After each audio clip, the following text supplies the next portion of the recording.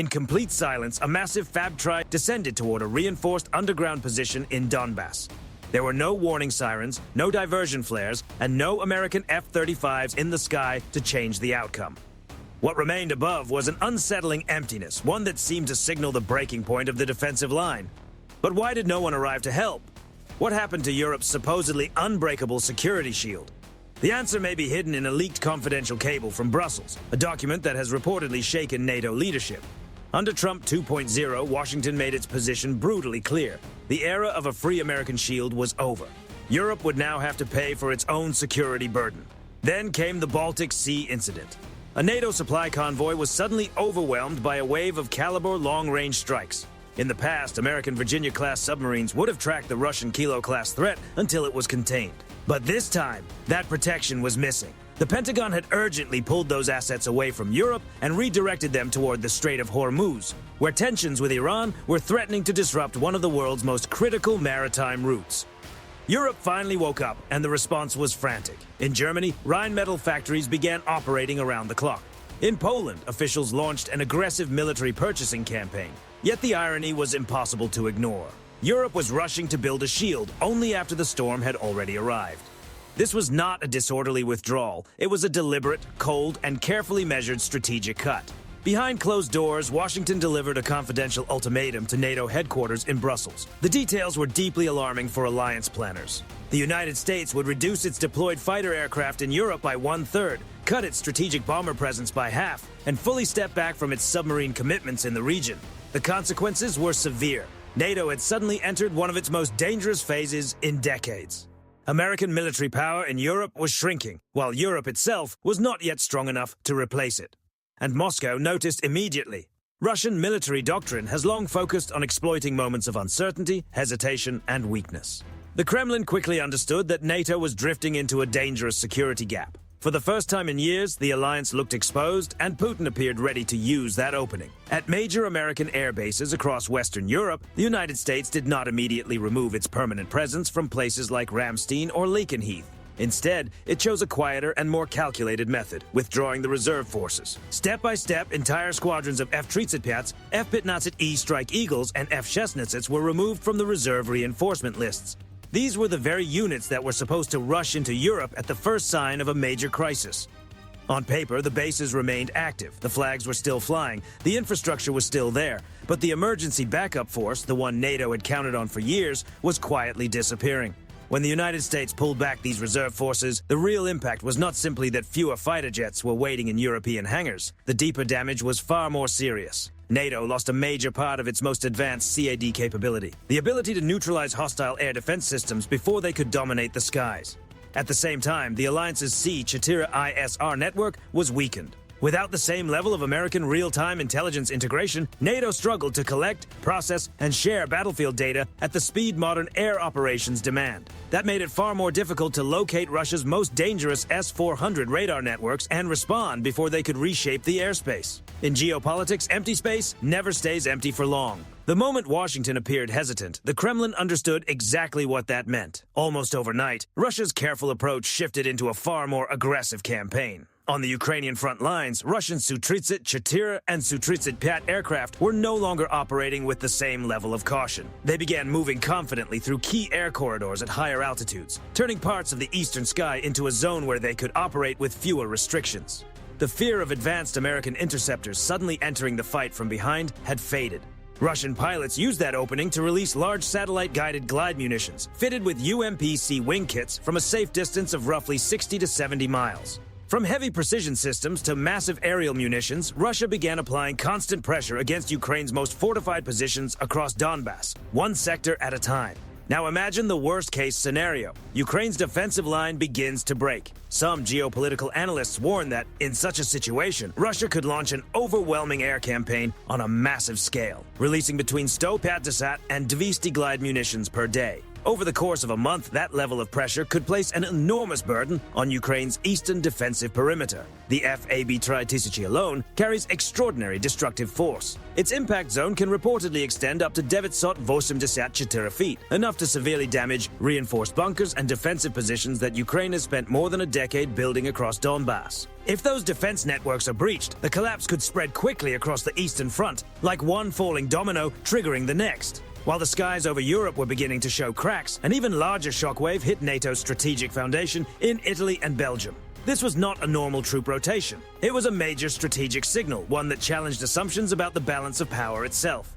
In a carefully calculated move, Washington kept NATO's strategic sharing program in place, leaving B-6 Odin tactical gravity weapons secured in Germany and Italy. But at the same time, it began gradually reducing its non-nuclear strategic assets across Europe. The Pentagon ordered a sharp 50% reduction in the number of B-52H Stratofortress and B-1B Lancer bombers assigned to the European theater.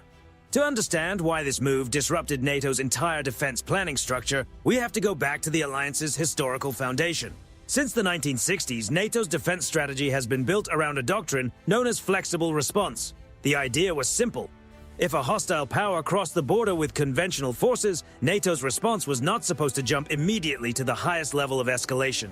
Instead, the alliance would rely on overwhelming long-range conventional pressure, led by American strategic bombers. And then, almost overnight, half of that capability was gone. The Kremlin understood the message immediately. Washington no longer appeared willing to risk a major European escalation over what it viewed as a regional conflict. The West's ability to threaten a powerful conventional response had been sharply reduced, creating a major geopolitical shift that Putin was ready to exploit. Russia's aerospace forces wasted no time testing this new reality.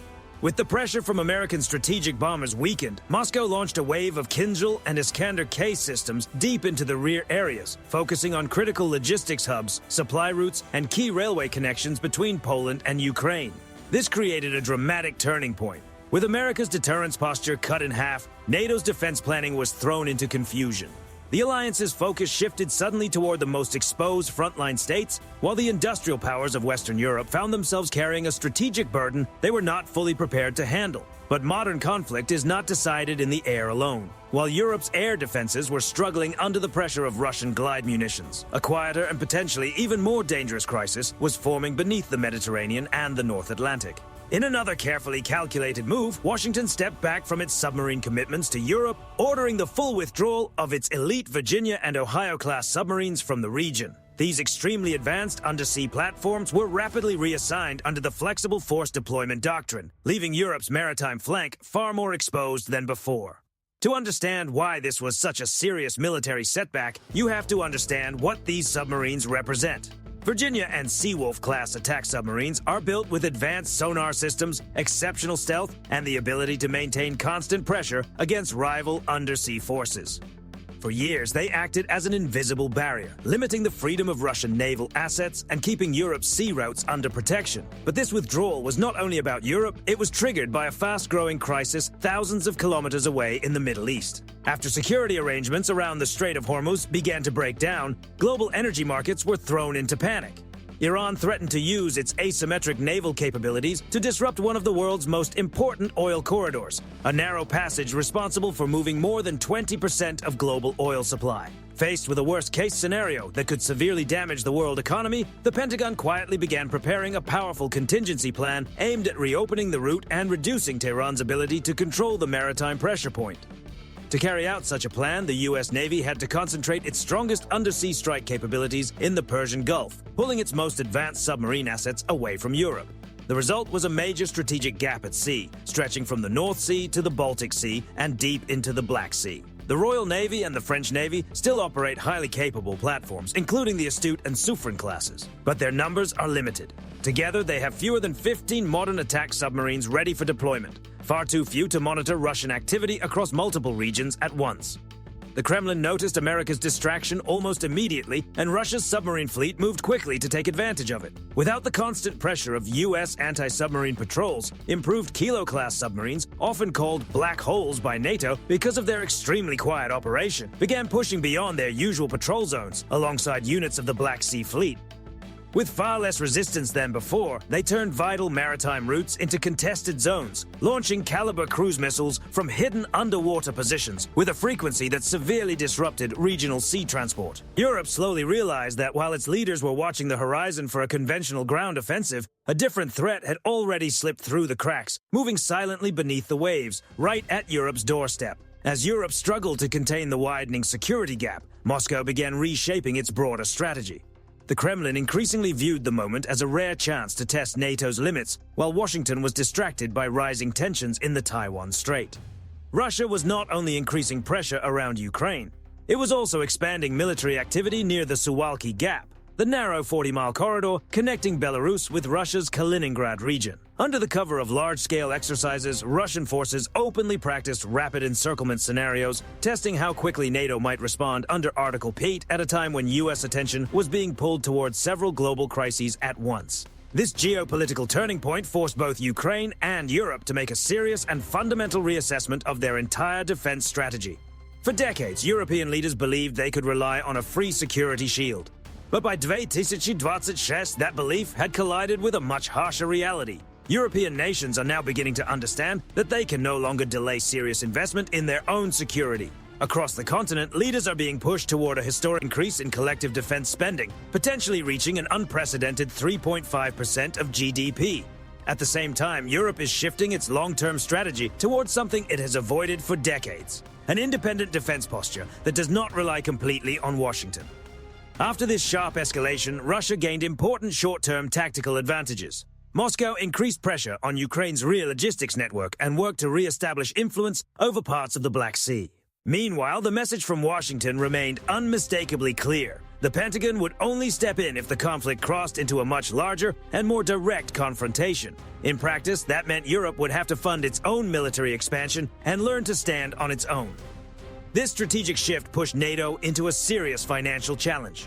To replace the enormous security gap left by the United States, European governments faced a defense bill unlike anything they had planned for. The numbers are difficult to ignore. A single Aegis ashore system can cost more than $1 milliard to install. Operating an F-35A stealth fighter can cost around $35 for every flight hour. Europe is now facing a painful choice: reduce spending in other public sectors to pour money into defense production, or accept a strategic step back under growing pressure from Moscow. Now imagine a different reality. What if Europe had taken defense seriously years earlier? What if its governments had committed 3% or even 4% of GDP to national security instead of treating American protection as a permanent free guarantee?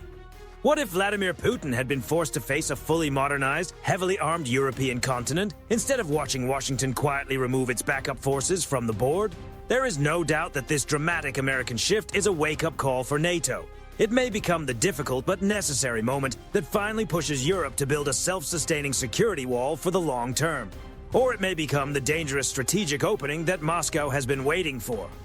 In the end, as tensions remain high along NATO's eastern flank, only two things will reveal the answer: time and how far Europe is truly willing to reach into its own pockets.